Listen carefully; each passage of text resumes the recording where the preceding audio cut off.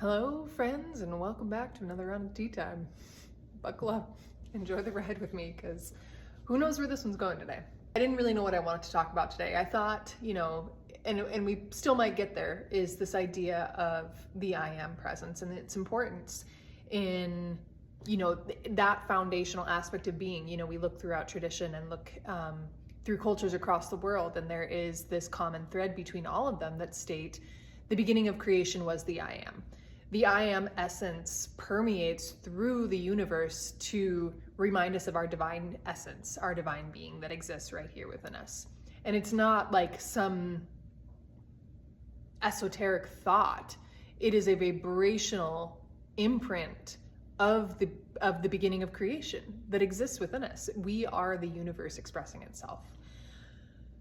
But, here we are in our human experience, having all sorts of, information and messages that are being presented to us. And I would love to pose the question, what are we tuning into?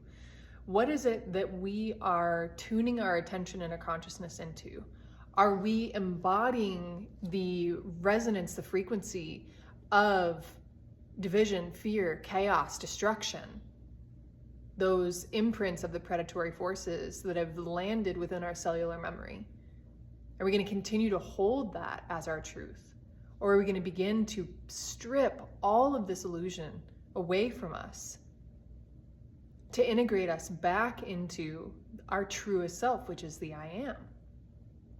And so when we're looking at this from an intuitive lens, we are seeing that the I am is the base form frequency, right? Like, this is our original code. This is our original information. And so when we're looking through this intuitive lens, are we utilizing the intuition, right? Because intuition comes in a lot of different forms. Are we using this intuitive knowing and receiving information based on the lens of our wounds? Are we basing this on the lens of the predatory energies that come in to try to corrupt what is the purest form of the I am? So that comes through in our trauma. It comes through in the experiences that we're witnessing out there in the world, right? Like, part of what is being fed through the media right now is it's like a bait form, right? So not trying to invalidate that this is existing for people in their realities. This is happening to people around the world, right? There are horrific things happening. That's undeniable. We can't deny that. We cannot turn our eyes away and say this isn't existing. That's not what we're doing here. But what we are doing is saying, I won't take the bait. I won't take the bait to then turn to my neighbor and say, because you look different, because you act different, because you hold different values in your life, I then have to, there's a war against me and you. The I am presence is the truth of the universal wisdom that is woven through all bodies, all sentience, all life on this planet and beyond. And so what the invitation is here is to begin to look at the self as a dial, as a radio frequency, bi-directional radio frequency. What are we receiving and what are we sending out there into the world? And so what are we tuning into? Are we tuning into the unity consciousness, right? And for some, this is named the Christ consciousness grid, right? Like, there's all these different explanations of the same principle. For the sake of this conversation, let's use the unity consciousness, because I think it's a little bit more, we can wrap our heads around that. It's this consciousness that says, I am you and you are me. We are one and the same, whether we are different expressions of the same principle of the universal consciousness or not. We are each other. And so what I do to me affects you. What I do to you affects me, right? So what we're witnessing right now in the collective field is this deeply unprocessed shadow identity. And not saying that it doesn't have its power in its ability to teach us how to come back to self. But are we letting it run the show? Is it taking the authority away, the inner authority? Are we giving away our power of agency? Are we giving away our power of consciousness to these predatory forces that have tried to manipulate the human consciousness since time immemorial? This great awakening we are undergoing, it's not going to be some big rapture. It's not some big, huge revelation. It's not going to be this monumental event. The monumental event is happening every day and every moment in our choices, in our ability to hold and own our I am presence. To say that I'm going to live from this state of consciousness that says I am the existence of love incarnate. That is the choice. I am love. I embody that. And I get to send that out into every interaction. Whether that's with the earth, with each other, with the self, with spirit.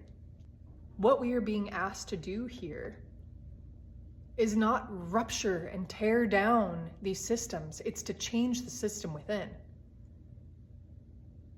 What we are witnessing out there in the world is a reflection of the unhealed shadow within ourselves. The extraction, the desecration. How are we doing that to our inner terrain? When we come back to this sense of the I am, we have an opportunity to come back to love in this universal form. And so how do we get here? How do we begin to learn to tune in? How do we learn to identify and differentiate between what is the voice of the predatory forces and what is the voice of the true I am?